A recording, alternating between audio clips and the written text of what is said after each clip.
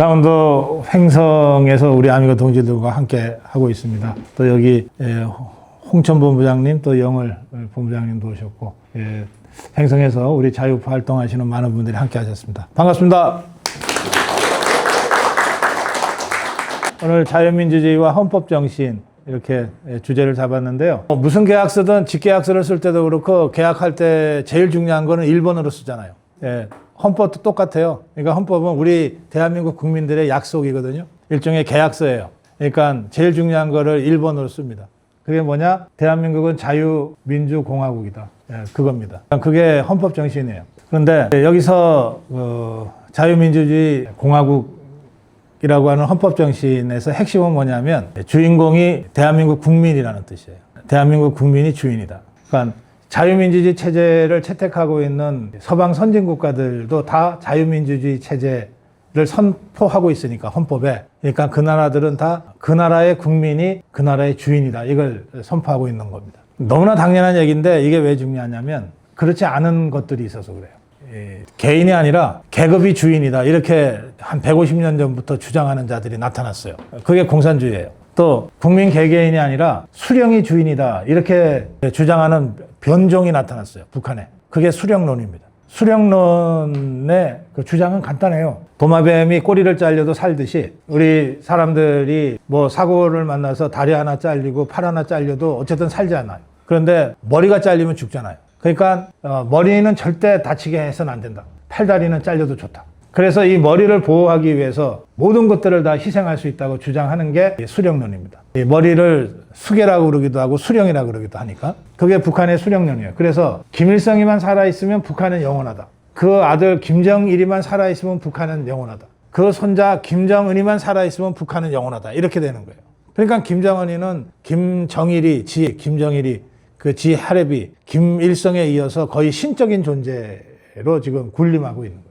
그런데 이것들이 주장을 그렇게 해도 사람들은 듣는 것보다는 보는 걸 더 믿잖아요. 그러니까 이것들이 무슨 짓을 하고 있냐면 김일성이 벌써 죽은 지 30년 넘고 김정일도 죽은 지 뭐 한 15년 가까이 됐는데도 이것들을 무덤에 묻어서 그래도 죽고 나서라도 그냥 좀 조용히 살아라 이게 아니고 미라로 만들었어. 김일성이도 미라로 만들어 놓고 김정일이도 미라로 만들어 가지고 무슨 금수산 광학 궁전이니 뭐니 하는 곳에다가 이렇게 전시를 해놨어요. 그리고 북한 주민들을 끌고 가서 그 예전에 신적인 존재였던 김일성이 미라 보게 만들고 김정일이 미라 보게 만들고 김정은이를 바로 이 사람의 손자, 이 사람의 아들이니까 우리가 신으로 떠받들어야 한다. 이렇게 하고 있어요. 그게 지금 북한의 실상이에요. 그러니까 거기서는 개인은 존재할 수가 없죠. 이 대가리, 머리, 수령을 제외하고는 전부 다 언제든 죽어도 상관없는 이런 존재. 그거를 북한에서는 인민민주주의라고 부르는 거예요. 거기도 민주주의란 말을 그러니까 쓰긴 써요. 그럼 이게 북한이 처음이냐? 아닙니다. 미라를 처음으로 만든 나라는 소련입니다. 소련. 그리고 그 다음에 모택동이 죽은 다음에 모택동이도 미라로 만들어놨어요. 우리가 중국 관광 가면은 천안문 꼭 가잖아요. 그 천안문 광장 그 안에 모택동의 미라가 전시돼 있어요. 그걸 보기 위해서 중국의 중고등학생 애들이 수백 메타 줄을 서가지고 이렇게 봅니다. 베트남에 가면 호지명이를 미라로 만들어 놨어요. 그러니까 공산주의 국가라고 하는 거는 그 나라의 국민 한 사람 한 사람은 아무것도 아니에요. 그냥 계급만이 있으면 돼. 그리고 계급도 사실은 아무것도 아니야. 당만 있으면 돼. 공산당. 근데 사실은 당도 아무것도 아니야. 수령 하나만 있으면 되는 거예요. 그래서 1인 1당 독재가 1인 독재로까지 전락한 것이 지금의 공산주의의 실상이에요. 자, 그럼 다시 얘기를 돌아가서 우리나라는 국민 한 사람 한 사람이 주인인 나라다 이렇게 설명했잖아요. 그게 우리 헌법 정신이다. 너무나 당연하고 상식적인 얘기지만 이게 얼마나 다른 얘기인지를 이제 북한과 비교하고 중공과 비교하고 지금의 베트남과 비교하고 하면은 이제 체감이 되죠. 그러니까 우리 한 사람 한 사람이 주인인 거예요. 그런데 이게 주인 노릇하는 게 쉽지가 않아요. 집에 도둑 들어오면 주인은 도둑놈이랑 싸우지만 집에 손님으로 왔던 사람은 강도가 들어오면 도망가잖아요. 뭐 내가 괜히 이 집을 지켜주려고 강도랑 칼 들고 들어오는 강도랑 싸워서 내가 다치면 어떡하냐. 피하잖아요. 그러니까 불이 나거나 동네 불이 나면 주인은 죽기 살기 각오하고 뛰어들어서 뭐라도 꺼집어내잖아요. 애가 있으면 데리고 나오잖아. 근데 아무리 가까운 이웃도 불 속으로 뛰어들지는 않거든. 근데다가 그 불난 틈을 이용해서 뭘 훔치는 것들까지 있잖아. 그러니까 주인이냐 아니냐는 거는 생사를 가르는 문제예요. 그러면 자유민주주의라고 하는 우리 대한민국의 체제는 한 사람 한 사람이 다 주인 노릇을 잘 할 때 유지되는 거예요. 주인이 한 사람이면 그 한 사람만 잘하면 되는데 주인이 우리 국민 모두기 때문에 이 국민 모두가 똑바로 주인 노릇을 제대로 해야 이 체제가 유지되는 거예요. 그래서 언제든지 이 민주주의가 훼손될 수도 있고 파괴될 수도 있고 무너질 수도 있고 변질될 수도 있는 거예요. 주인 노릇 제대로 못하는 주인들 때문에, 못난 주인들 때문에 자유민주주의가 위협받는 겁니다. 그래서 2500년 전에 정치학이라는 학문을 처음으로 정리를 한 사람이 그리스의 철학자인 플라톤이라는 사람인데, 이 사람이 뭐라 그랬냐, 인간이 정치체제를 만들어서 운영을 하는데 자기가 보기에, 플라톤이 보기에 제일 좋은 체제는 철인정치라고 그랬어요. 그 다음이 귀족정, 그 다음이 민주정이라고 그랬어요. 그리고 제일 나쁜 정치는 뭐냐, 철인정치. 철인정치가 변질되면은 독재가 된다 그랬어요.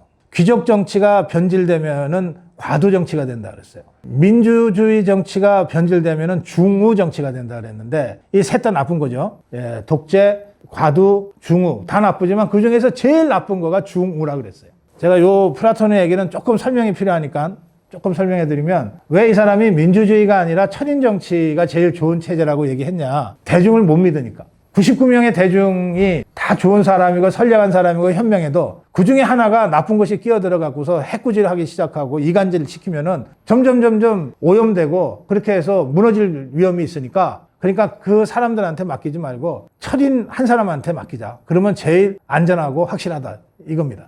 근데 이때 철인은 현실에 존재하는 존재가 아니에요. 철인이라고 하는 게 현명한 사람이라는 뜻인데 굳이 요즘식으로 얘기하면은 신과 같은 존재인 거예요. 전지전능한 신과 같은 존재 한 사람한테 맡기면 제일 좋은 정치가 될 거다 이겁니다.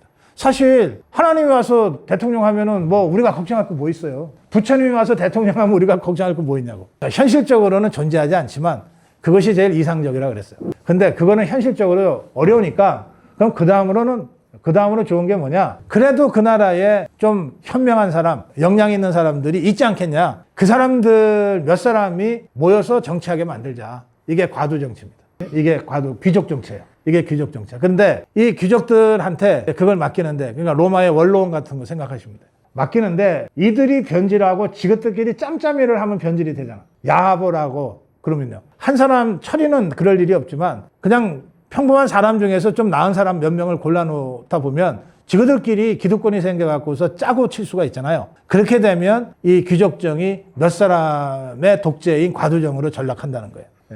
그래서 이 귀족 정치도 못 믿을 때는 어쩔 수 없이 우리가 채택하는 게 주인이 직접 통치하는 수밖에 없다. 그게 민주정이에요. 그런데 플라톤이 활동할 때의 그 그리스 아테네는 이런 민주주의의 주인 노릇을 할 수 있는 사람이 한 6천 명 정도 됐어요. 그 당시 아테네 인구는 한 6만 명이었는데 10분의 1 정도가 이 민주주의 정치의 주인 노릇을 할 수 있는 사람들이었어요.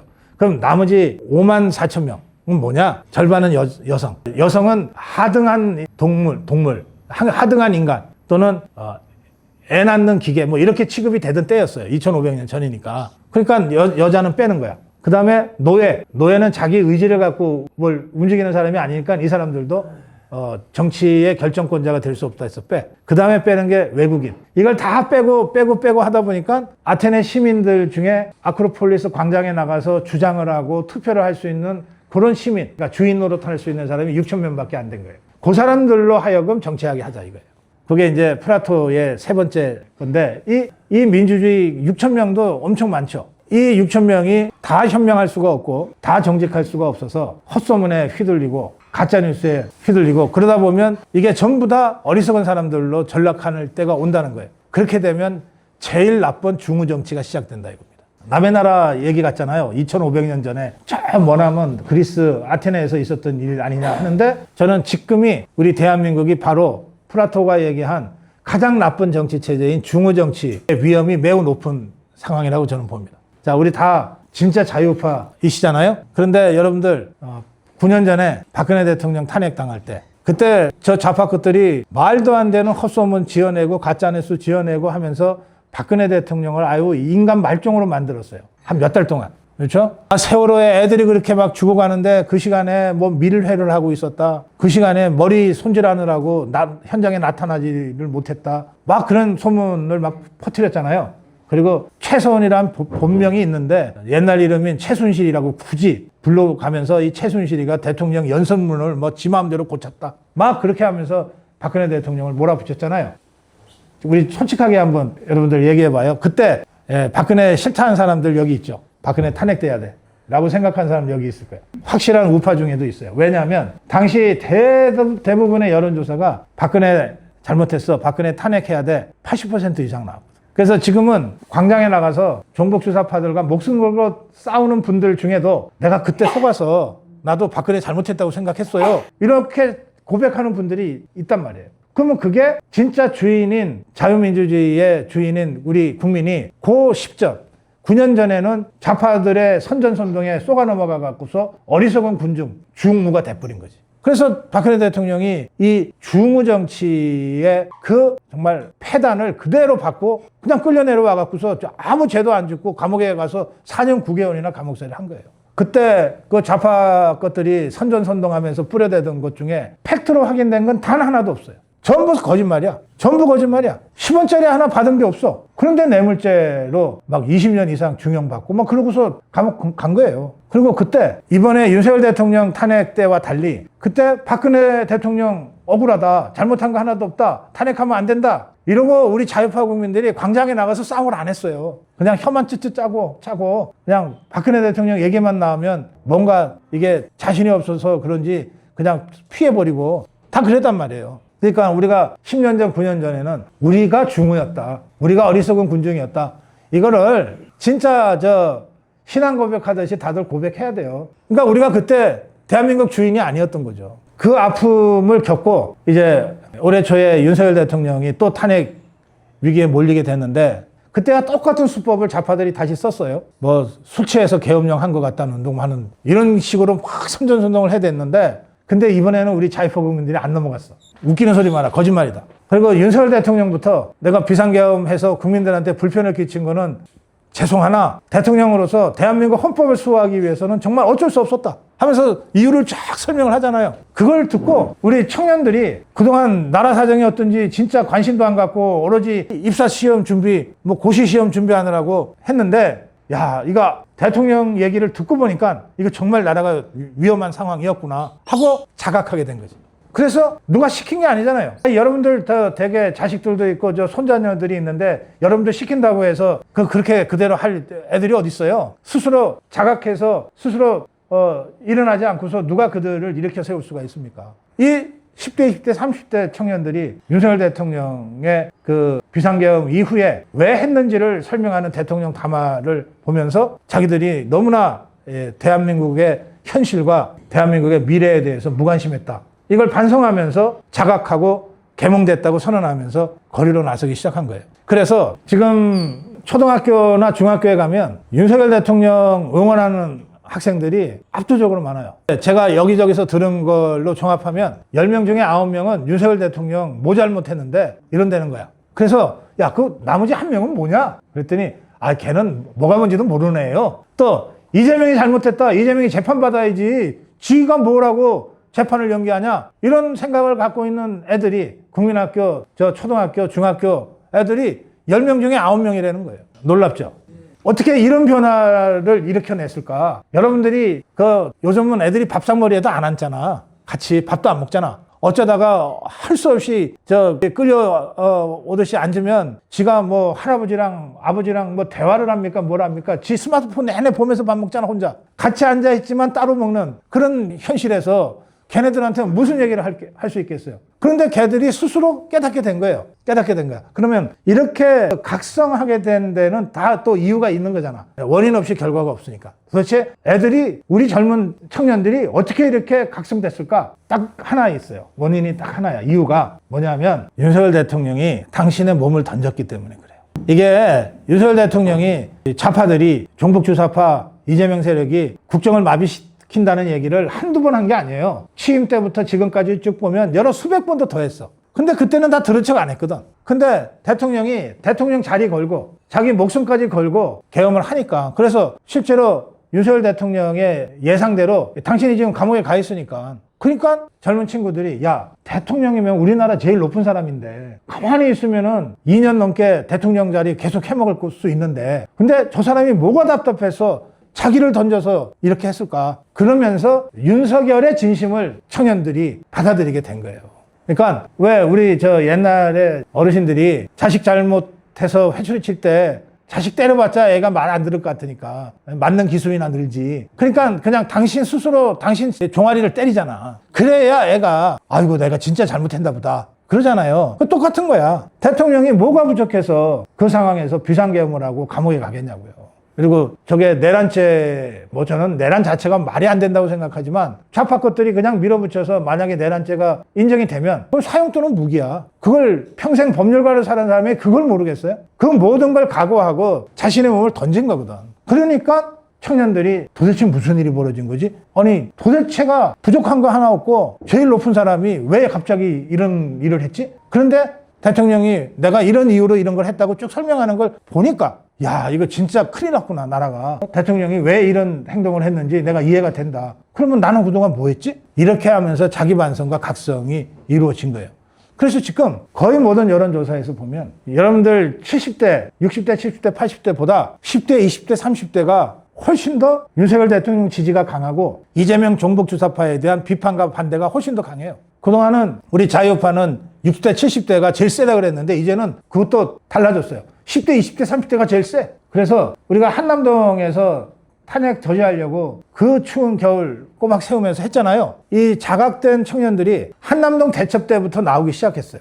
그때 이제 윤석열 대통령의 여러 가지 담화를 보면서 스스로 각성되고 그러게에다가 그 10대, 20대, 30대는 아예 종편이건 지상파건 방송 안 보거든요. 신문 안 보거든요. 거의 모든 것을 스마트폰을 통해서 다 해결한단 말이에요. 구글을 통해서 유튜브를 통해서 해결하는데 유튜브를 보니까 한남동에 이 추운 겨울에 할아버지 할머니들이 가서 그냥 은박지 덮어 쓰고 밤을 새고 있는 거야. 애들이 나오기 시작했잖아요. 그때 우리 이 자유파의 그 젊은 기성세대들이 애들이 나오는 게 하도 신기하고 고마워가지고 그동안 막 수년간 광장에서 광화문에서 매번 모여도 애들이 거의 안 보였는데 애들이 나오는 게 그것도 지발로 나온 게 너무 신기해서 막 박수도 쳐주고 만나는 애들마다 고맙다고 그러고 그냥 뭐 컵라면 끓여주고 막 찐빵 주고 어묵 국물 주고 막 이랬잖아요. 근데 그게 한 2달 정도 지나서 어떻게 됐냐면 그 젊은 청년들이 어르신들 그 밤에 정말 은박지 하나에 의지해서 그냥 서로 몸을 딱 밀착해 갖고서 밤새는 어르신들한테 이제 집에 돌아가셔서 좀 편하게 계셔라.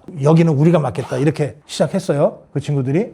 그리고 실제로 중요한 그 길목을 다 청년들이 몸으로 막아 섰어요. 그리고 나서 저는 이제 그 한남동을 거의 매일 현장 나가서 취재했잖아요. 그러니까 이 청년들한테는 저도 어르신이지. 그러니까 어느 날 갔더니 청년들이 어르신 고맙습니다 이러더라니까. 불과 2달 전에 내가 야 얘들아 고맙다 했는데 한 2달 만에 내가 고맙다는 인사를 듣게 될 정도로 상황이 바뀌었어요. 청년들이 자유민주주의를 지키려면 어떻게 해야 되는지, 그리고 자기들이 자유민주주의의 진짜 주인이라고 하는 것을 그 과정을 통해서 깨닫게 된 거예요. 이게 깨달음이라고 하는 게 학교에서 뭐 10년, 20년 배워서 깨닫는 게 아니고 쭉 쌓여 있다가 어느 순간 깨닫는 거거든요. 이걸 칼 막스는 양적 축적이 질적 전환을 준비한다 이렇게 표현해요. 쌓여서 깨닫는 것은 어느 순간 깨닫는 거예요.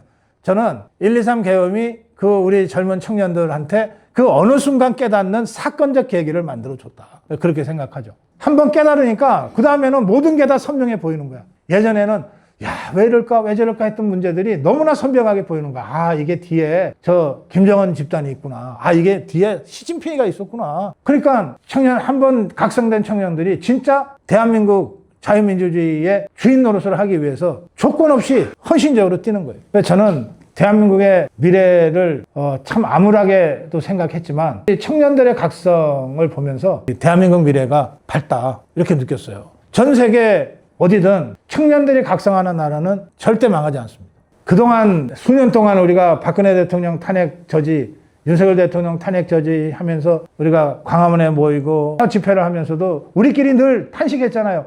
야, 이거 노인 애들만 와가지고 우리 죽으면 이거 대한민국 어떻게 되냐. 야, 젊은 애들 하나라도 좀 나왔으면 좋겠다. 맨날 그러지 않았어요? 그 이제는 우리가 가면 우리가 고맙다는 소리 들을 정도로 바뀐 거예요.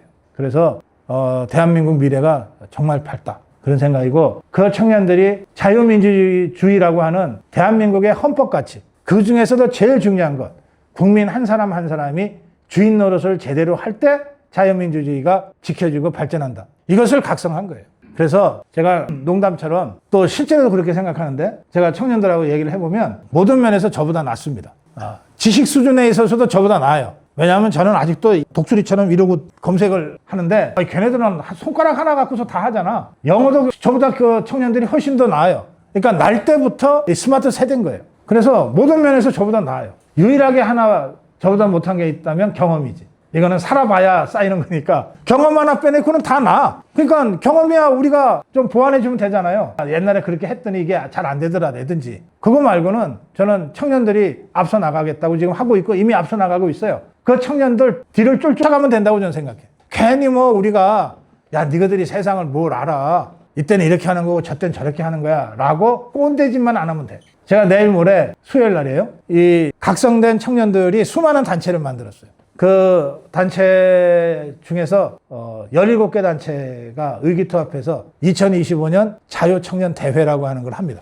그리고 거기에 37개 유튜버가 현장에 가서 직접 생방송하면서 그 대회를 실황 중계할 거거든요. 이 37개 유튜버가 뭐 이를테면 장동혁이 전당대회에서 대표될 때도 37개가 모인 적이 없어. 김문수 대선 후보 유세 다닐 때도 37개 유튜버가 나간 적이 없어요. 그만큼 유튜브들도 청년들의 움직임에 대해서 그 중요성을 인정하고 이걸 알리려고 하는 거거든요.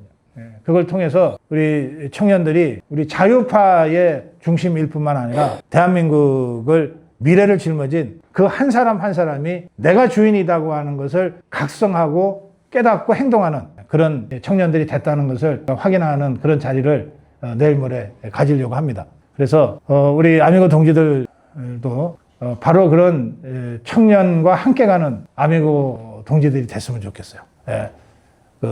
제가 노파심 삼아 말씀드리는 건데 가르치려고 하지 말고 이른바 꼰대짓 하지 말고 그냥 청년 지도자들의 뒤를 열심히 따라가고 그 청년들이 여러 갈래길에서 선택을 해야 될 때 혹시 우리들한테 선배님 이런 경우에는 어떻게 해야 됩니까? 조언을 구할 때 우리 경험을 좀 들려주는 정도로 하면 충분하다. 그렇게 해서 자유민주주의라는 우리 헌법 정신을 우리와 함께 청년들이 앞장서서 지킬 수 있도록 그렇게 만들어 갑시다.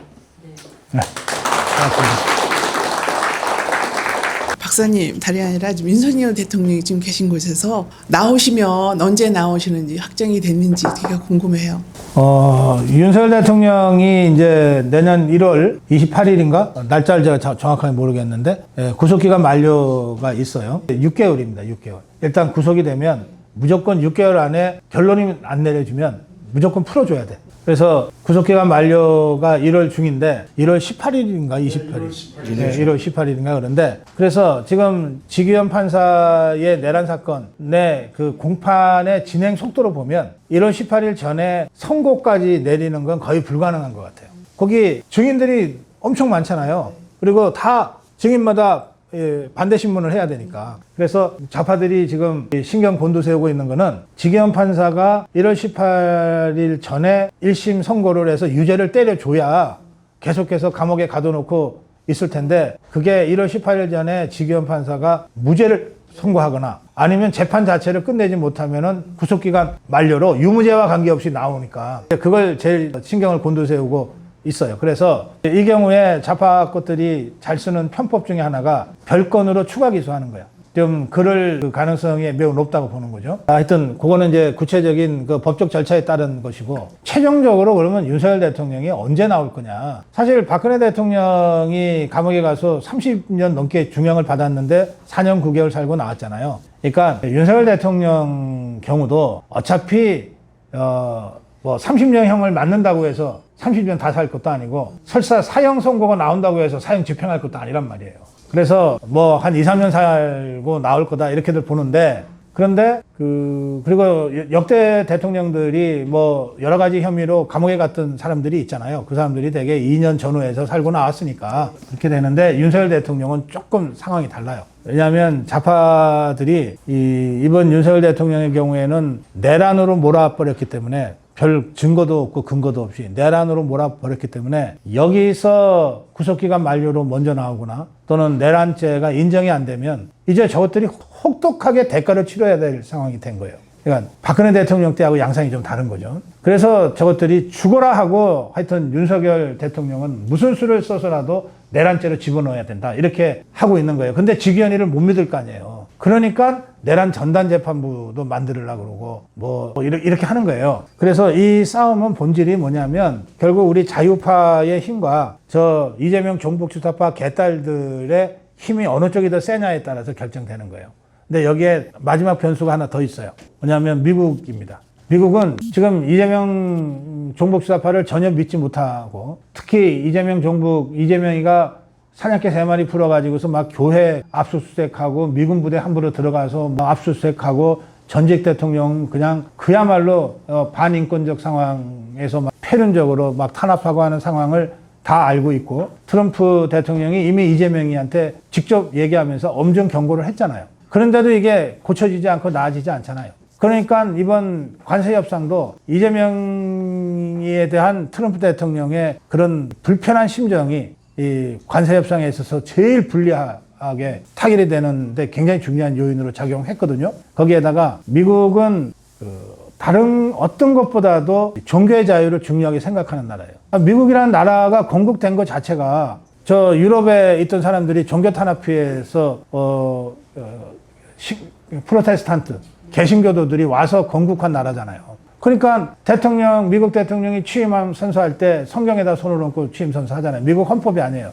우리는 대한민국 헌법에다가 손을 얹고 선서를 하지만 미국 대통령은 성경에 손을 얹고 선서를 하는 거예요. 그런데 제일 가까운 우방, 혈맹, 자기네 군대가 구하기에서 와서 36,000명 이상이 죽어가면서까지 구한 대한민국에서 종교를 탄압한다? 손현보 목사 같은 목회자를 감옥에 가둔다? 이건 있을 수 없는 일이거든. 이런 부분에 대해서 암살당해서 죽은 찰리 커크도 죽기 직전에 한국에 와서 그런 얘기들을 한 거예요. 그래서 미국의 압력이 우리는 평소에는 잘 못 느끼지만 매우 강력하게 지금 이재명 종북주사파 세력들한테 가해지고 있어요. 제 말씀이 다소 좀 어려울 수도 있었는데 여러분들 마음으로 공감해 주시고 또 좋은 질문을 해 주셔서 좋은 토론의 자리가 됐습니다. 고맙습니다.